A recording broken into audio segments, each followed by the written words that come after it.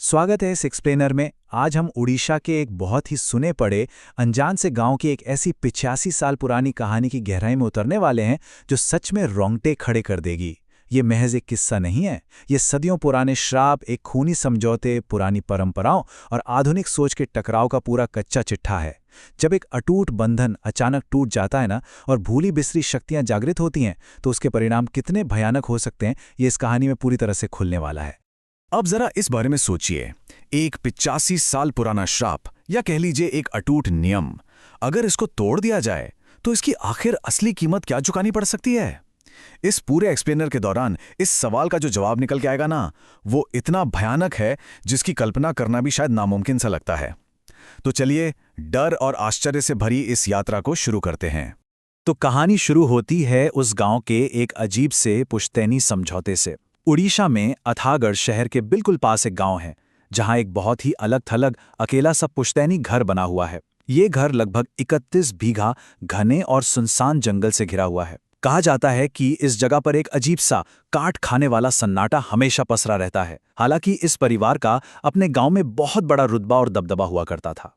चलिए अब उन नियमों पर जरा विस्तार में बात करते हैं। इस अमीर परिवार का एक बहुत ही अजीब और अटूट नियम था, जिसे मानना ही होता था। नियम कुछ इस तरह थे। पहला, घर के बेटे की शादी को ठीक 17 साल पूरे होने चाहिए। दूसरा, पूजा के वक्त उसकी पत्नी का ठीक 6 महीने की गर्भवती होना अनिवार्य था। और तीसरा, इस जोड़े को अपने इसी गांव के मंदिर में आकर एक विशेष पूजा करनी होती थी।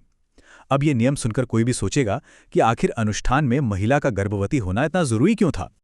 और सबसे हैरान करने वाली बात पता है क्या है? पूरे 85 सालों तक बिना एक भी नागा किए इस परंपरा का लगातार पालन किया गया। इन 85 सालों में इस समझौते ने परिवार को बेहिसाब दौलत, रुतबा और सफलता दी। सब कुछ बहुत बढ़िया चल रहा था। लेकिन जैसा हम जानते हैं, वक्त का पहिया हमेशा एक सा नहीं रहता। 85 साल बाद जब इस रस्म को निभाने की बारी रोहित के पिता की आई, तो चीजें पूरी तरह बदल गईं।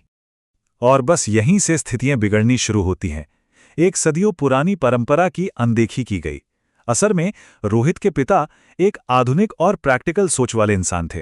वो एक पूर्व नौसेना अधिकारी थे और अपने परिवार के साथ गांव से दूर भुवनेश्वर में रहते थे। यहाँ पे एक बहुत ही गहरा टकराव देखने को मिलता है। एक तरफ हैं गांव के रिश्तेदार जो सदियों पुरानी इस पारिवारिक परंपरा को निभाने की गुहार लगा रहे हैं, डर रहे हैं, और दूसरी तरफ हैं नौसेना के अधिकारी पिता जो इस 17 साल वाली पूजा को महज एक अंधविश्वास मानकर पूरी तरह से ठुकरा देते हैं।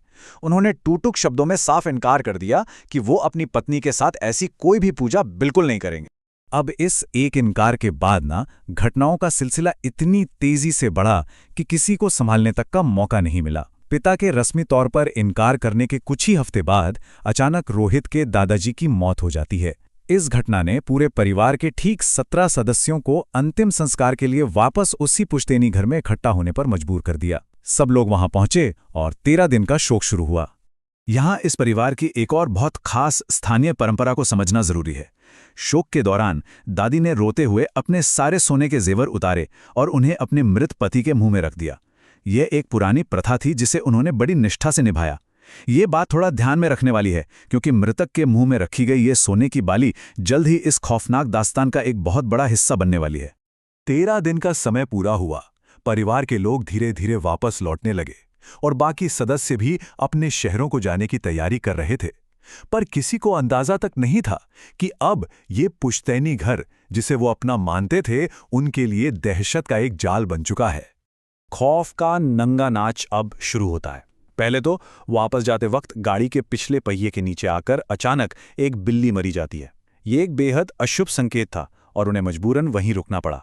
फिर उसी रात घर की छत से चिड़ियों और घोड़े के खुरों की अजीब सी आवाजें आने लगती हैं। इसके कुछ देर बाद मुख्य दरवाजे पर बहुत जोर से किसी के पीटने की आवाज आती है। जब पिता दरवाजा खोलते हैं तो सामने कोई नहीं होता, लेकिन वही सोने की बाली जो दादाजी के मुंह में रखी गई थी, दरवाजे की चौखट पर पड़ी मिलती है। सोचिए, मुर्दे के मुंह से निकाली गई बाली दरवाजे पर। और जब पिता उस बाली को उठाकर वापस दूसरी मंजिल पर अपने कमरे में पहुंचे, तो अंदर का मंजर और भी डरावना था। रोहित की मां डर के मारे पसीने से पूरी तरह लथपथ थी, अपने बेटे को कस के पकड़े हुए। उन्होंने कांपते हुए बताया कि जब पिता नीचे गए थे तब अचानक छत का दरवाजा खुला, कमरे का दरवाजा अपने आप खुला और एक अनजान शक्ति ने अंदर आकर उनका नाम पुकारा, शांति। पूरा परिवार अब बुरी तरह से सहम चुका था। अब यहां से यह मामला सिर्फ एक डरावने अनुभव तक सीमित नहीं रह जाता। जैसे जैसे रात आगे बढ़ती है और अगले दिन की सुबह होती है, ये अजीब घटनाएं खूनी रूप लेने लगती हैं। एक के बाद एक त्रासदी बढ़ती ही चली जाती है। चलिए इस घटना चक्र को ध्यान से समझते हैं। रात ठीक 3:30 बजे दादी के कमरे से बड़े दांतों से किसी चीज को चबाने की भयानक आवाजें आने लगती हैं। सुबह 5 बजे जब चचेरी बहन दादी के कमरे में जाती है तो उसकी रूह कांप जाती है। वो देखती है कि एक बड़ा सा काला साया दादी का गला घोंट रहा है और कुछ ही पलों में दादी की मौत हो जाती है। दादी के अंतिम संस्कार के बाद दोपहर को जब पिता और बच्चे भुवनेश्वर लौटने की कोशिश करते हैं तो जंगल के रास्ते पर उनकी गाड़ी का बुरी तरह एक्सीडेंट हो जाता है। उन्हें वापस उसी शापित घर में आना पड़ता है और अगले दिन शांति के लिए मजबूरन एक पंडित को बुलाया जाता है। पर जब वो पंडित घर को शुद्ध करने की कोशिश करता है तो एक जगह अचानक से रुक जाता है। उसके अंदर अचानक कोई दूसरी बुरी शक्ति प्रवेश कर जाती है और वो किसी अनजान भारी आवाज में उड़िया भाषा में चिल्लाने लगता है, तामे मोरो पूजा कर लाने, तामे मते सम्मान दिधिलाने, मुंह तौरो बनासा नाश्ता करे देवी। इसका सीधा सा मतलब था, तुमने मेरी पूजा नहीं की, तुमने मुझे सम्मान नहीं दिया, मैं तुम्हारे पूरे वंश का नाश कर दूंगा। आवाज सुनते ही पंडित जी होश में आते हैं और बुरी तरह घबरा जाते हैं। वो तुरंत बताते हैं कि घर इस वक्त पंचुका की स्थिति में है। हिंदू ज्योतिष में ये 5 दिनों का एक बेहद अशुभ और खतरनाक समय होता है जब नकारात्मक शक्तियां सबसे ज्यादा आजाद और ताकतवर होती हैं।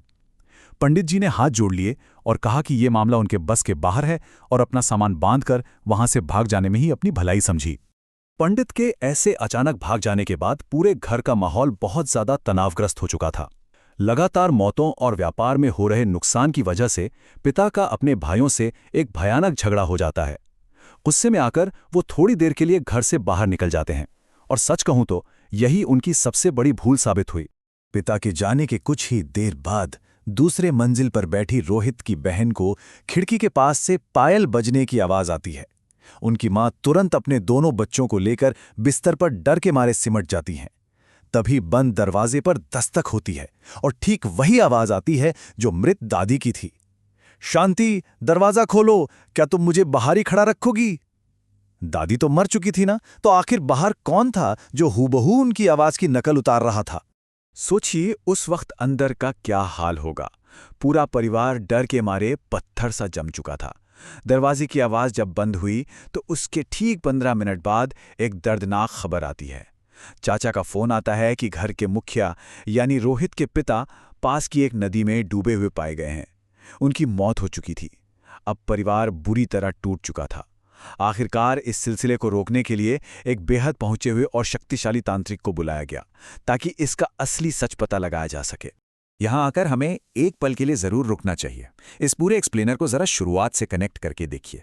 इस पूजा को शादी के ठीक 17 साल बाद करना इतना जरूरी क्यों था?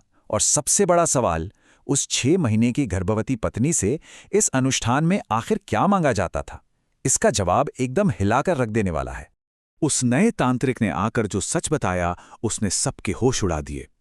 उसने बताया कि ये किसी पारंपरिक देवता की पूजा थी ही नहीं। इस परिवार के पूर्वजों ने पीढ़ियों पहले अपने खुद के स्वार्थ के लिए एक ब्रह्म राक्षसा को अपने परिवार का मुखिया नियुक्त कर लिया था। ब्रह्म राक्षसा यानी एक बेहद ताकतवर काला और शैतानी आत्मा। उन्होंने बेहिसाब दौलत और सफलता पाने के लिए सीधे शैतान के साथ अपना ये पुश्तैनी समझौता किया था। और इस काले समझौते की कीमत थी बलि। जी हां, यही इस कहानी का सबसे डार्क और डरावना सच है। हर 17 साल बाद होने वाली उस पूजा में वो ब्रह्मा राक्षसा उस महिला के गर्भ में पल रहे 6 महीने के अनजन में बच्चे की बलि वसूलता था। दादी ये बात बखूबी जानती थीं, लेकिन उन्होंने ये भयानक और जानलेवा बात अपने बेटे को कभी नहीं बताई। और क्योंकि पिता ने बिना सच जाने इस पूजा से इनकार कर दिया, इसलिए शैतान ने पूरा वंश नष्ट करने की ठान ली। दादी का सबसे पहले शिकार होना भी इसी सजा का हिस्सा था। जब इस खौफनाक सच्चाई से सामना हुआ तो बचे हुए सदस्यों ने तुरंत उस ब्रह्मा राक्षसा को शांत करने के लिए एक विशेष और कड़ी पूजा की। उस ताकतवर तांत्रिक की मदद से उन्होंने न सिर्फ उस पुश्तैनी घर को बल्कि आसपास के पूरे 31 बीघा जंगल को सुरक्षा मंत्रों से हमेशा के लिए बांध दिया।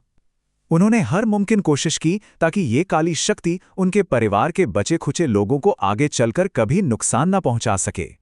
तो आज परिवार उन मंत्रों की दीवारों के पीछे सुरक्षित जरूर है, लेकिन इस एक्सप्लेनर को हम एक आखिरी रोंगटे खड़े कर देने वाले सवाल के साथ छोड़ते हैं। क्या पूर्वजों द्वारा लालच में आकर किए गए ऐसे खूनी समझौते कभी सच में टूटते हैं, या फिर वो अपनी भूख मिटाने की आशा में उस सुनसाने भरे जंगल के अंधेरे में चुपचाप सोए रहते हैं, किसी न किसी दिन किसी अपने के लौटने का इंतजार करते हुए? आज के इस विश्लेषण में बस इतना ही। मिलते हैं ऐसी ही किसी और हैरान कर देने वाली चर्चा में।